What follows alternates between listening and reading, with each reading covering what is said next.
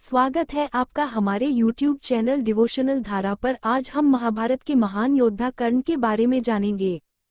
कर्ण का जन्म कुंती को मिले एक वरदान स्वरूप हुआ था जब वह कुंवारी थी।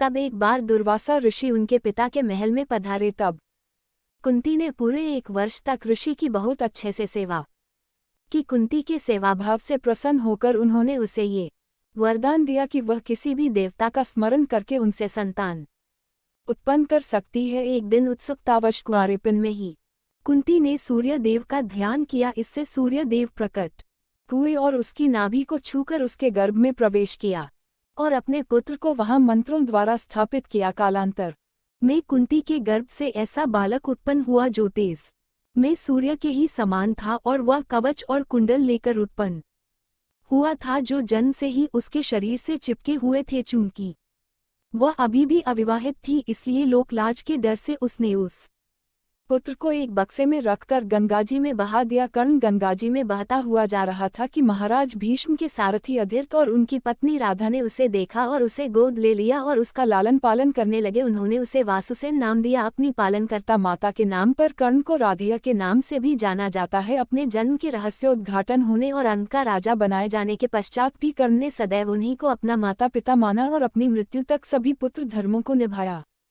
अंक का राजा बनाए जाने के पश्चात कर्ण का एक नाम अंगराज भी हुआ। कर्ण ने परशुराम से संपर्क किया, जो कि केवल ब्राह्मणों वर्ण को ही शिक्षा दिया करते थे, क्योंकि उनकी प्रतिज्ञा थी वो सिर्फ वेदों का ज्ञाता को ही शिक्षा देंगे। कर्ण ने स्वयं को ब्राह्मण वर्ण बताकर परशुराम से शिक्षा का आग्रह किया। परशुराम ने कर्ण का आग्रह स्वीकार किया और कर्ण को अपने समान ही युद्धकला और धनुर्विद्या में निष्णात किया। इस प्रकार कर्ण परशुराम का एक अत्यंत परिश्रमी और निपुण शिष्य बना। अंगराज बनने के पश्चात कर्ण ने ये घोषणा करी कि दिन के समय जब वह सूर्यदेव की पूजा करता है, उस समय यदि कोई उससे कुछ भी मांगेगा तो वह मना नहीं करेगा और मांगने वाला कभी खाली हाथ नहीं लौटेगा। कर्ण की इसी दानवीरता का महाभारत के युद्ध में इंद्र ने लाभ उठाया।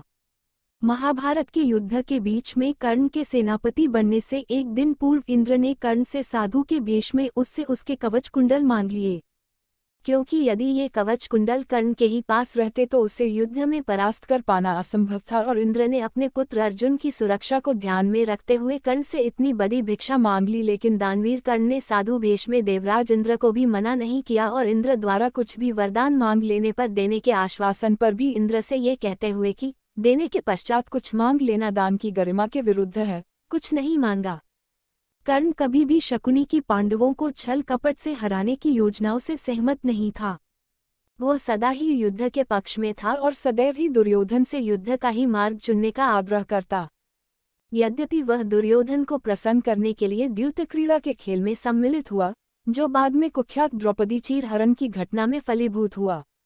जब शकुनी छल कपट द्वारा द्यूतक्रीड़ा में युधिष्ठिर से सब कुछ जीत गया, तो पांडवों की पटरानी द्रौपदी को दुशासन द्वारा घसीटकर राजसभा में लाया गया और कर्ण के उकसाने पर दुर्योधन और उसके भाइयों ने द्रौपदी के वस्त्रहरण का प्रयास किया। कर्ण दुर्योधन के बहुत अच्छे मित्र थे, मगर द्रौपदी के चीरहरण के समय कर्ण ने द्रौपदी का अपमान करने में बिल्कुल साथ नहीं दिया, बल्कि इसका विरोध करते हुए कहा, हस्तिनापुर की कुल वधू या किसी भी स्त्री के साथ ऐसा करना पाप है। उसी स्थान पर भीम द्वारा ये प्रतिज्ञा ली जाती है कि वह अकेले ही युद्ध में दुर्योधन और उसके सभी भाइयों का वध करेगा। और फिर अर्जुन कर्ण का वध करने की प्रतिज्ञा लेता है, क्योंकि कर्ण दुर्योधन के पक्ष में थे। दुर्योधन के साथ शांति वार्ता के विफल होने के पश्चात श्री कृष्ण कर्ण के पास जाते हैं, जो दुर्योधन का सर्वश्रेष्ठ योद्धा है। वह कर्ण का वास्तविक परिचय उसे बताते हैं कि वह सबसे ज्येष्ठ पांडव है और उसे पांडवों की ओर आने का परामर्श देते हैं। कृष्ण यह विश्वास दिलाते हैं कि चूंकि वह सबसे ज्येष्ठ पांडव है, इसलिए युधिष्ठिर उसके लिए राजसिंहासन छोड़ देंगे और वह एक चक्रवर्ती सम्राट बनेगा। कर्ण इन सबके बाद भी पांडव पक्ष में युद्ध करने से मना कर देता है, क्योंकि वह अपने आप को दुर्योधन का ऋणी समझता था और उससे ये वचन दे चुका था कि वह मरते दम तक दुर्योधन के पक्ष में ही युद्ध करेगा। जब महाभारत का युद्ध निकट था, तब माता कुंती कर्ण से भेंट करने गई और उसे उसकी वास्तविक पहचान का ज्ञान कराया। वह उसे बताती है कि वह उनका पुत्र है और ज्येष्ठ पांडव है। तब कर्ण उत्तर देता है कि वह चाहता है कि सारा संसार उसे राधेय के नाम से जाने, ना कि कौन्तेय के नाम से। कुंती उसे कहती है कि वह पांडवों की ओर हो जाए और वह उसे राजा बनाएंगे।